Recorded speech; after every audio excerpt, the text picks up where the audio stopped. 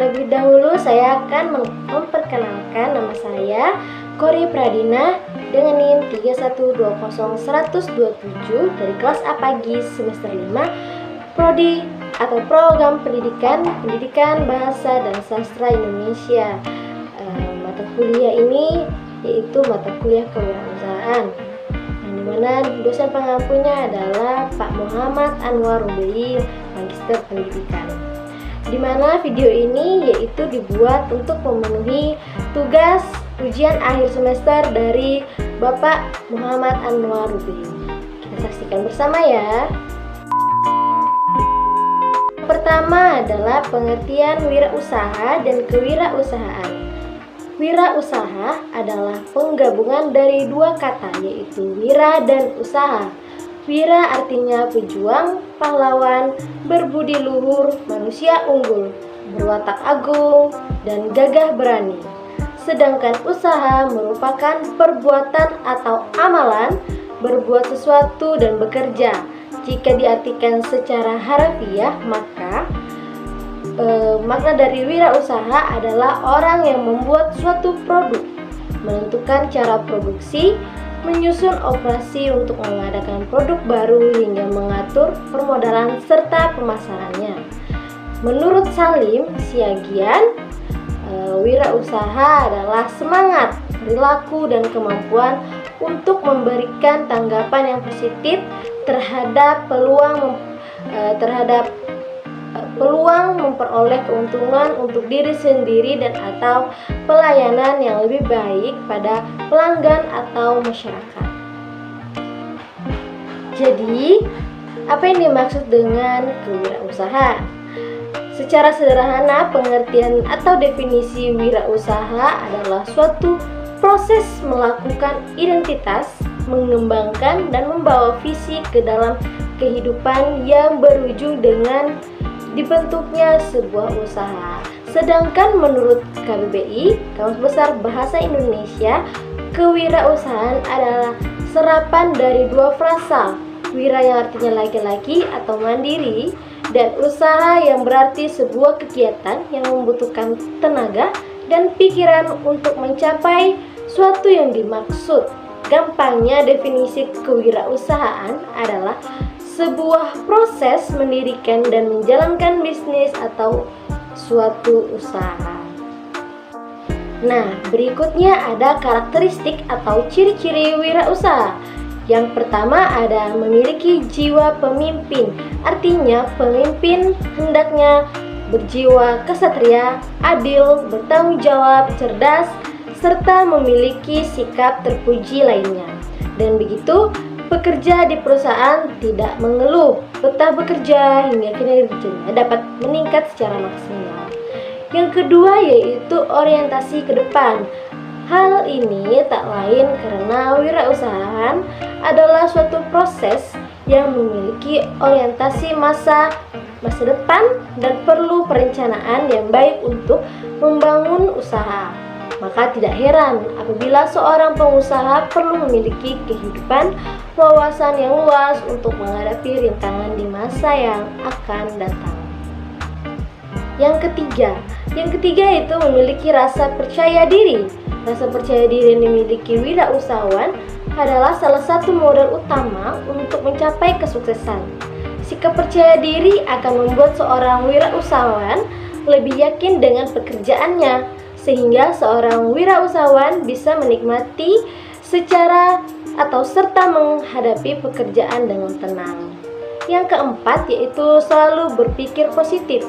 Sebagai wirausahawan hendaknya memiliki cara berpikir yang positif, terutama dalam mengambil sebuah tindakan atau langkah yang akan dilakukan.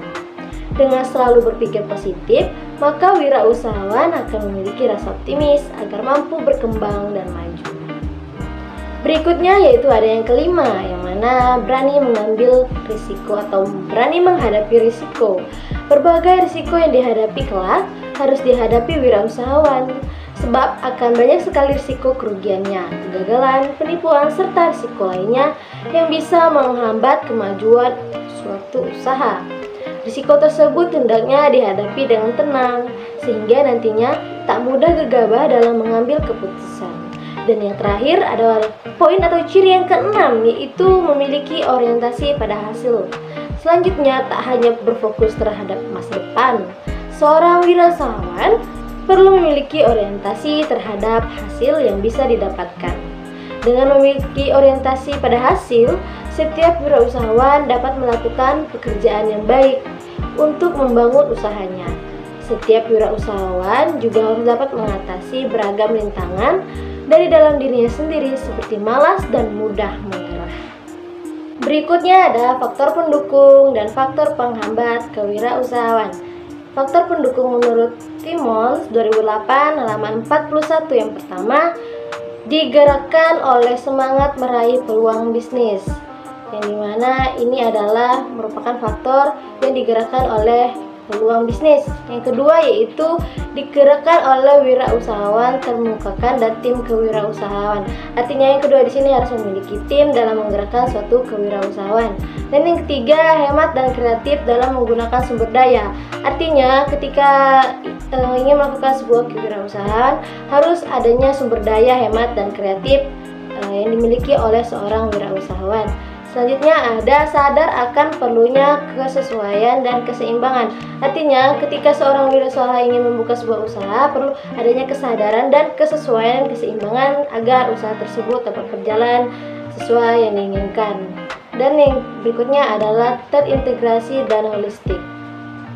Setelah memahami mengenai faktor pendukungnya, berikut akan ada faktor penghambat menurut Zimmerer tahun 1996 halaman 14-15. Yang pertama, tidak kompeten dalam hal manajerial. Artinya ketika seorang usaha membangun sebuah usaha akan ada penghambat. Yang pertama, tidak adanya kompeten dalam usaha atau diri seorang wirausaha tersebut. Yang kedua, ada kurang berpengalaman.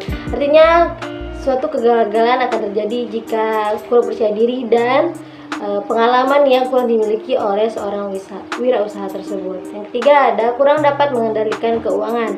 Artinya keuangan yang sulit dikontrol dan tidak bisa dikendalikan.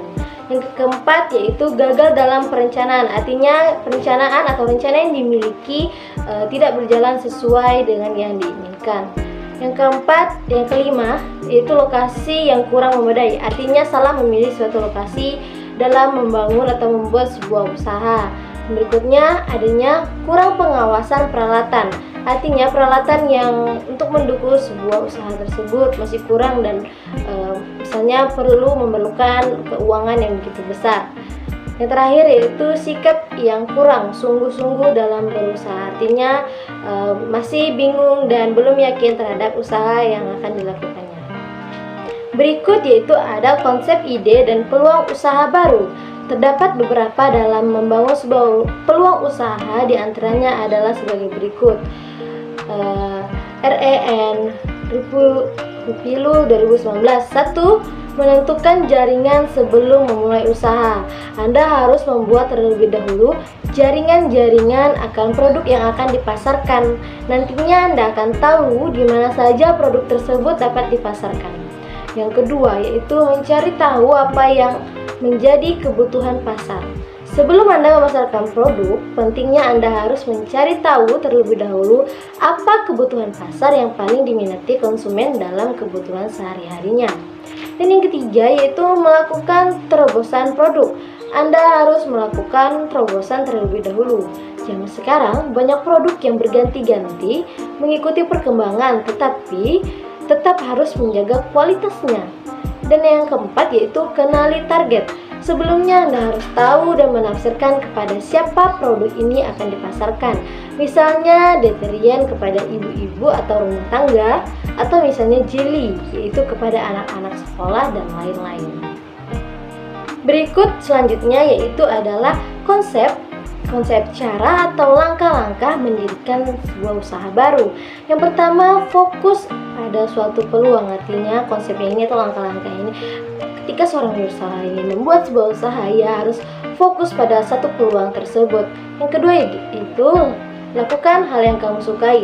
Ketika ingin membuat usaha, kita harus melakukan sesuatu yang disukai terlebih dahulu, karena hal ini akan memicu hal tersebut akan berjalan sesuai dengan rencana atau tidak. Yang ketiga itu kuasai segalanya tentang bisnis, yaitu yang dimana ketika ini membuat usaha kita harus menguasai bisnis ini tersebut dan memahami apa yang akan kita buat. Dan yang keempat, selalu mau belajar dari orang lain. Artinya kita ingin bertukar pendapat kepada orang lain dan menerima masukan-masukan dari orang lain. Yang kelima yaitu hiduplah dengan sederhana. Artinya ketika kita ingin membuat usaha, kita harus belajar untuk berhemat, sederhana, dan tidak lebih membuang-buang waktu dan lain-lain sebagainya, karena dengan ini juga memicu akan terjadinya kegagalan dalam membuat usaha tersebut. Yang keenam itu belajar dari kegagalan. Artinya ketika kita sudah gagal dalam membuat usaha, kita jangan mudah menyerah, karena hal ini menjadi patokan atau motivasi untuk kita sendiri dalam membuat usaha dan rencana yang lebih bagus ke depannya. Yang ketujuh yaitu tunjukkan bahwa konsep bisnis yang bisnis kamu yang terbaik. Artinya dalam membuat usaha kita harus tunjukkan bahwa konsep ini adalah konsep terbaik yang kita punya. Yang kedelapan adalah jagalah kesehatan. Dalam membuat usaha kita harus menjaga kesehatan terlebih dahulu, karena kesehatan mental dan fisik lebih utama. Yang kesembilan itu buktikan dengan tindakan, bukan dengan kata-kata. Artinya kita harus menunjukkan sesuatu yang memang dilihat, bukan hanya dari ucapan yang tidak bisa dijanjikan kepada konsumen.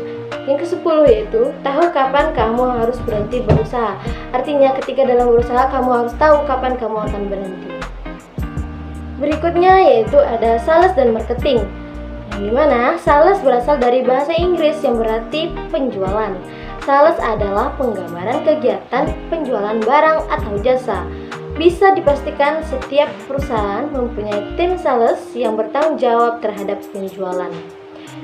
Selanjutnya ada dalam proses sebuah bisnis, marketing adalah proses yang lebih luas dalam mendalam. Proses ini meliputi perencanaan, pembuatan produk, penetapan harga, cara promosi, hingga pendistribusian barang yang ditunjukkan untuk memuaskan kebutuhan pelanggannya. Oke teman-teman semua, terima kasih sudah menonton video ini sampai akhir. Semoga video ini dapat bermanfaat untuk kita semua. Sampai jumpa.